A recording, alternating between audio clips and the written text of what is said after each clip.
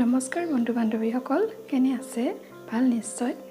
আজি মই বনাম চিকেন অনিয়ন পকোৰা।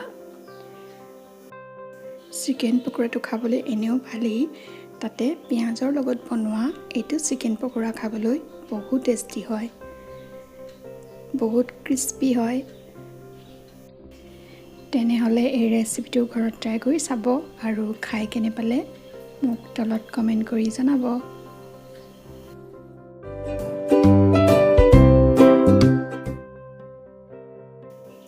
প্ৰথমে মই চিকেনখিনি সৰু সৰু পিচ কৰি লৈছোঁ, এইটো চাইজত। ইয়াতকৈ ডাঙৰ হ'বলৈ নিদিব পিচটো। এতিয়া মই ইয়াত দিম 1 চামুচ আদা নহৰু পেষ্ট, নিমখ দিম সোৱাদ অনুসৰি, আধা চামুচ দিম জিৰা গুড়ি, 1 চামুচ দিম গৰম মছলা,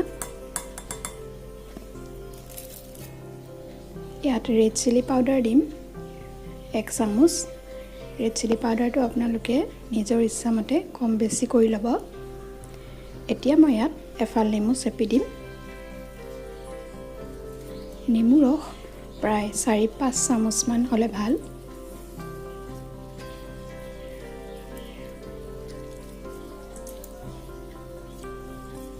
নেমু ৰসখিনি চেপি লোৱাৰ পাছত এইখিনি খুব ভালদৰে সানি ল'ব।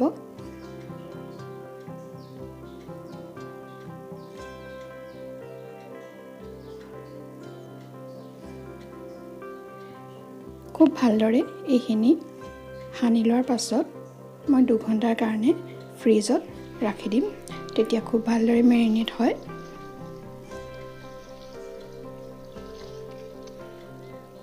এতিয়া মই এইখিনি 2 ঘণ্টাৰ কাৰণে ফ্ৰিজত ৰাখি দিম। এতিয়া 2 ঘণ্টাৰ পাছত মই এইখিনি ফ্ৰিজৰ পৰা উলিয়াই আনিলোঁ। খুব ধুনীয়াকৈ চিকেনখিনি মেৰিনেট হৈ গৈছে। এতিয়া মই ইয়াত দিম 2টা পিঁয়াজ ডাঙৰ ডাঙৰকৈ স্লাইচ কৰি লোৱা। পিঁয়াজ 2টা স্লাইচ কৰি লোৱাৰ পাছত হাতেৰে অকণমান মোহাৰি ল'ব, তেতিয়া পিঁয়াজবোৰ ইটোৰ লগত সিটো টুকুৰা লাগি নাথাকে। তাৰ পাছত দিম নৰসিংহৰ পাত সৰু সৰুকৈ কুটি লোৱা। আপোনালোকে ইচ্ছা কৰিলে নৰসিংহৰ ঠাইত ধনিয়া পাতো দি ল'ব পাৰে।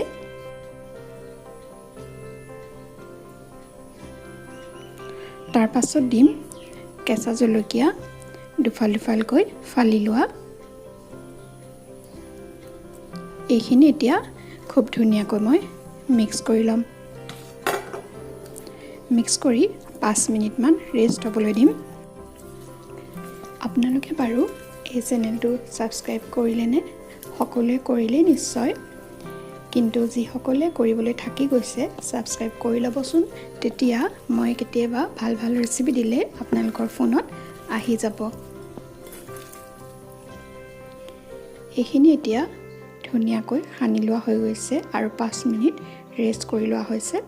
এতিয়া মই ইয়াত দিম বেচন দিম 4 চামুচমান, আৰু বেচনখিনি দি খুব ভালদৰে সানি ল'ব লাগিব।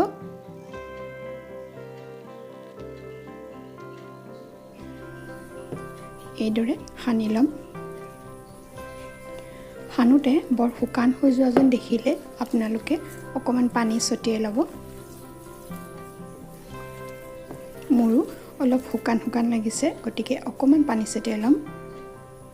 পানী বেছিকৈ দি নিদিব, পানী বেছিকৈ দি দিলে পকৰীটো ক্ৰিস্পি নহ'ব। এয়া পানী ছটিয়াই লৈছিলোঁ অকণমান, আৰু অকণমান মই পানী ছটিয়াই ল'ম, যিহেতু এইখিনি সানিবলৈ অকণমান মোৰ দিগদাৰ হৈছে।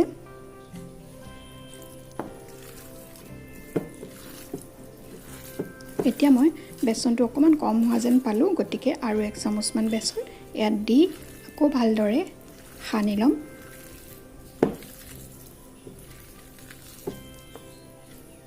খুব ভালদৰে সানি থাকিলে বেচনখিনি প্ৰত্যেক টুকুৰা চিকেনৰ ওপৰত কোটেড হৈ যাব। এইদৰে সানি মই 5 মিনিটমান সময় থৈ দিম। 5 মিনিটৰ পিছতহে এইখিনি মই ফ্ৰাই কৰিম। এইখিনি মই এতিয়া এনেদৰে 5 মিনিটমান সময় ৰাখি দিম।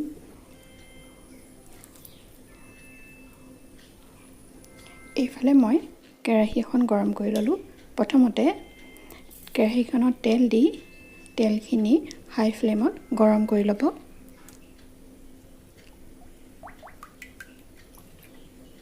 তেলখিনি গৰম হোৱাৰ পাছত গেছটো মিডিয়ামত কৰি ল'ব। হাই ফ্লেমত এই পকৰীকেইটা কেতিয়াও নাভাজিব, তেতিয়া ওপৰটো ৰঙা হৈ যাব কিন্তু ভিতৰটো সিজিবলৈ থাকি যাব। গতিকে মিডিয়াম ফ্লেমত 15 মিনিটমান সময় পকৰীকেইটা উল্টাই পুল্টাই ভাজিব লাগিব, নহ'লে ভিতৰত যিহেতু চিকেন আছে নিসিজাৰ ভয় থাকে। এতিয়া চিকেন টুকুৰা বেচনৰ পৰা এক পিচকৈ দাঙি দাঙি তেলত দি গ'লেই হ'ল।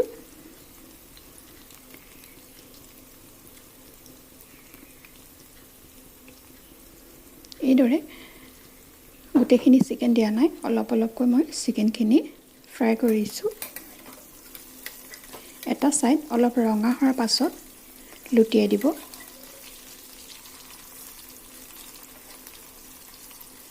এয়া এটা ছাইড ৰঙা হৈ গ'ল, গতিকে মই এবাৰ লুটিয়াই দিলোঁ।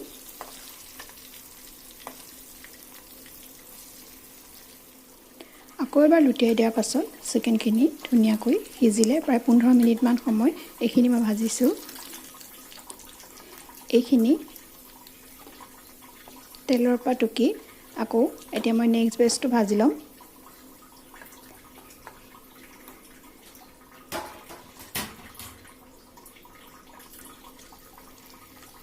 এক পিচকৈ অকণমান দূৰে দূৰে চিকেন টুকুৰা দি দিব।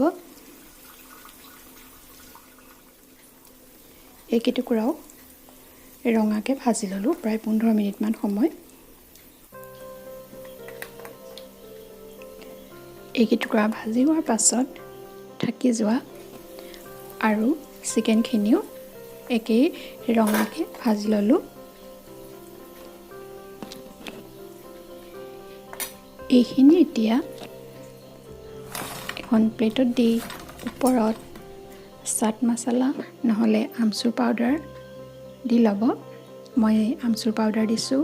ওপৰত কেঁচা পিঁয়াজ, কেঁচা জলকীয়া দি খাই চাব। মই এটুকুৰা ভাঙি দেখাইছোঁ, চাওকচোন কিমান ধুনীয়া হয়। ওপৰতো ক্ৰিস্পি হয় আৰু ভিতৰতো একদম জুইচি। মোৰ ভিডিঅ'টো শেষলৈকে চাই থকাৰ বাবে ধন্যবাদ।